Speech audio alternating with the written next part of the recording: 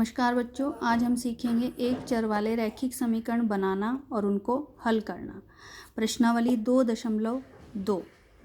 इस प्रश्नावली को हल करने के लिए सबसे पहले हमने प्रश्न को ध्यान से पढ़ना है, क्योंकि प्रश्न में हमें जो संख्या ज्ञात करनी है और जो चीज़ दी गई है, जब तक वो समझ नहीं आएगा तो ना तो हम समीकरण बना पाएंगे और ना ही उसको हल कर पाएंगे। जैसे इसका पहला प्रश्न है, अगर आपको किसी संख्या से 1/2 घटाने और परिणाम को 1/2 से गुणा करने पर 1/8 प्राप्त होता है तो वह संख्या क्या है। हमने संख्या बतानी है, तो जो चीज़ बतानी है पहले तो हम उसको मान लेते हैं। मान लेंगे, माना संख्या x है, तो संख्या निकालनी है, उसको हम x मान लेंगे।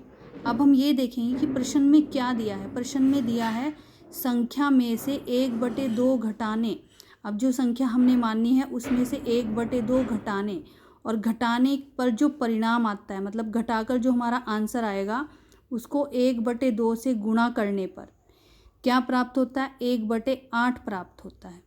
तो इसको प्रश्न के हिसाब से हम पढ़कर इसकी समीकरण बनाएंगे और उसके बाद उसको जैसे हमने प्रश्नावली 2.1 में समीकरण हल की हैं उसी प्रकार से हल करेंगे।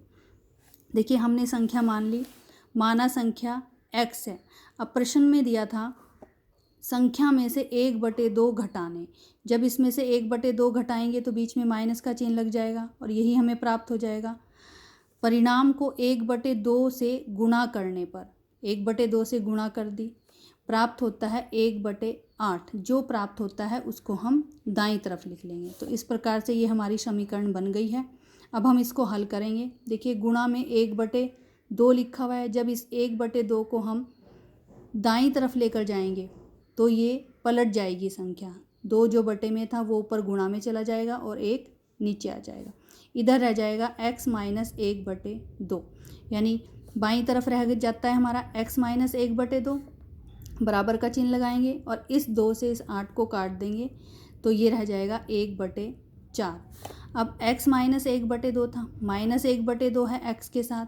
इस माइनस की संख्या को जब दूसरी साइड लेकर जाएंगे, दाईं तरफ लेकर जाएंगे तो ये प्लस में बन जाएगी। तो ये हो जाएगा +1/2।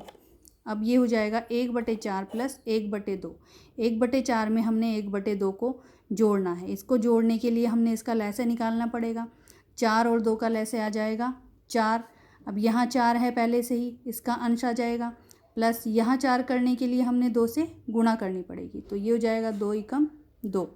तो अंश हमारा आ जाएगा 3 और हर आ जाएगा हमारा 4, यानी x बराबर जो संख्या है वो आ जाएगी 3/4। अतः वह संख्या 3/4 है, जिसमें से 1/2 अगर हम घटा दें और घटाकर जो आंसर आए उसको 1/2 से गुणा करेंगे तो हमें 1/8 प्राप्त हो जाएगा। अब हम प्रश्न नंबर 2 देखते हैं। एक आयताकार तरणताल मतलब स्विमिंग पूल की लंबाई उसकी चौड़ाई के दुगने से 2 मीटर अधिक है।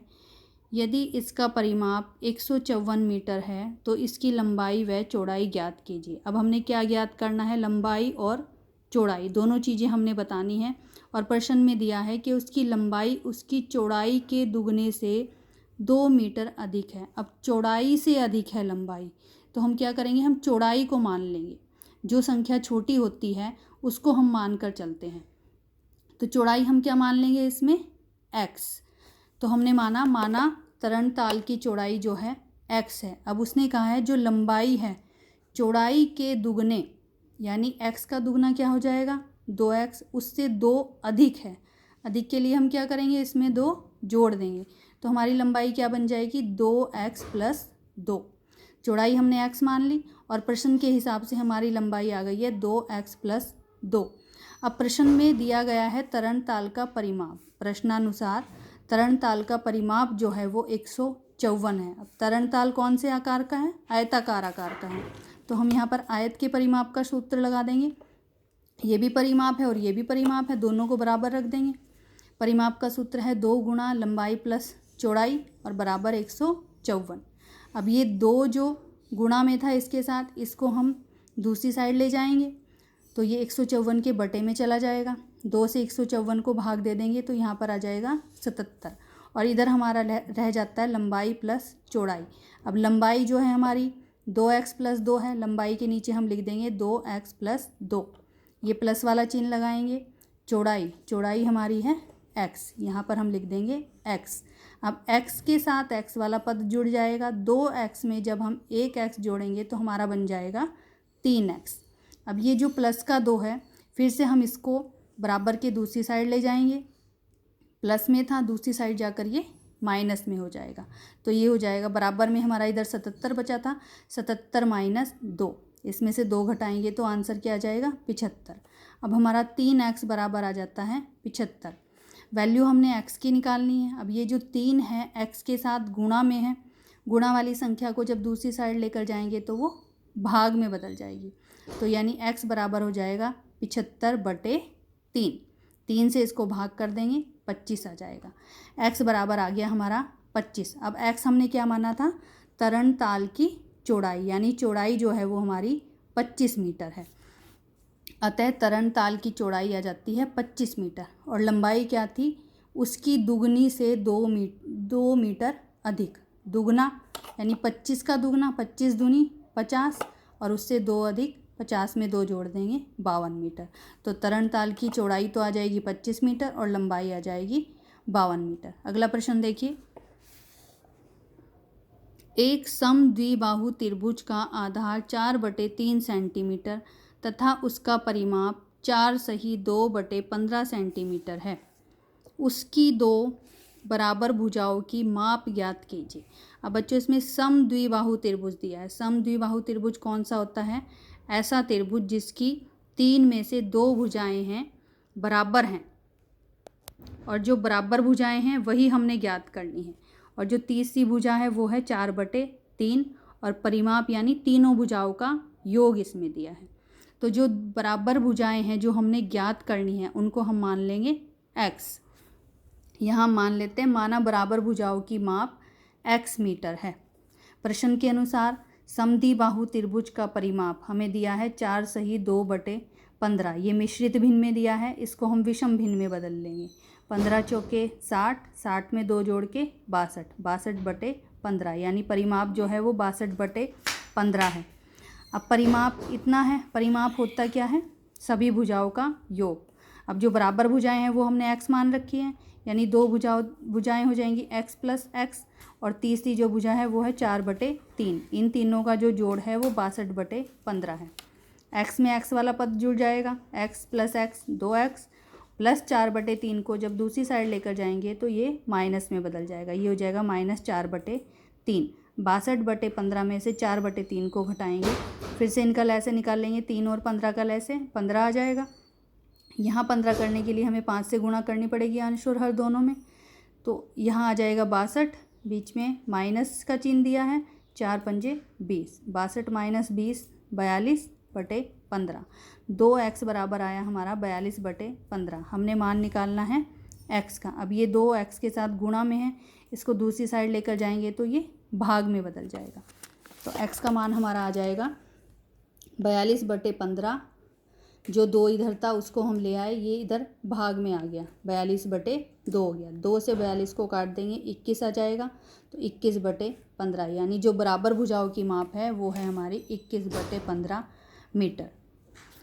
अगला प्रश्न है, 2 संख्याओं का योग 95 है। यदि एक संख्या दूसरी से 15 अधिक है तो दोनों संख्याएं ज्ञात कीजिए। अब इसमें हमने 2 संख्याएं ज्ञात करनी है, जिसमें जो पहली संख्या है उससे 15 ज़्यादा है दूसरी संख्या। तो हम पहली संख्या यानी छोटी संख्या को x मान लेते हैं।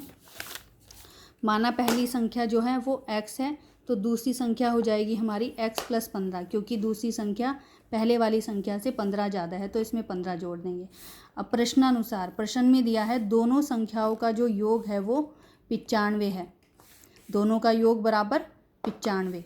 पहली संख्या x है, x + 15 बराबर 95। x में x जोड़ के 2x आ गया, ये 15 था यहाँ पर, इसको हम दूसरी साइड लेकर गए तो ये माइनस हो गया। 95 - 15 80, 2x बराबर हमारा आ गया 80। अब हमने वैल्यू निकालनी है x की। ये 2 गुणा में है x के साथ, इसको दूसरी साइड लेकर जाएंगे तो ये भाग में हो जाएगा। 2 से 40 को भाग देंगे तो हमारा 2 से 80 को भाग देंगे तो 40 आ जाएगा, यानी x की वैल्यू आ जाएगी 40। और x क्या था हमारा, पहली संख्या, छोटी संख्या आ गई हमारी 40, तो बड़ी संख्या हमारी क्या आ जाएगी 40 + 15 यानी कि 55। तो इस प्रकार से ये हमारा चौथा प्रश्न भी हल हो गया है। प्रश्न नंबर 5 देखते हैं। 2 संख्याओं में अनुपात 5:3 है, यदि उनमें अंतर 18 है तो संख्याएं ज्ञात कीजिए। 2 संख्याएं हमने निकालनी है जिनका अंतर दिया है और उनका अनुपात दिया है। बच्चों, जब अनुपात हमें दे रखा हो तो हम क्या करते हैं, उन अनुपात के आगे x लगाकर हम संख्याएं मान लेते हैं। जैसे 2 संख्याओं का अनुपात दिया है 5:3, तो पहली संख्या हम मान लेंगे 5x और दूसरी को मान लेंगे हम 3x। संख्याओं का अनुपात था 5:3, तो पहली संख्या हमने मान ली 5x और दूसरी संख्या हो गई 3x। अब प्रश्नानुसार दोनों संख्याओं का अंतर है 18। अंतर मतलब दोनों को घटाना है हमने। बड़ी संख्या में से छोटी संख्या को घटाएंगे तो घटाकर हमारा 18, ये हमारी समीकरण बन गई।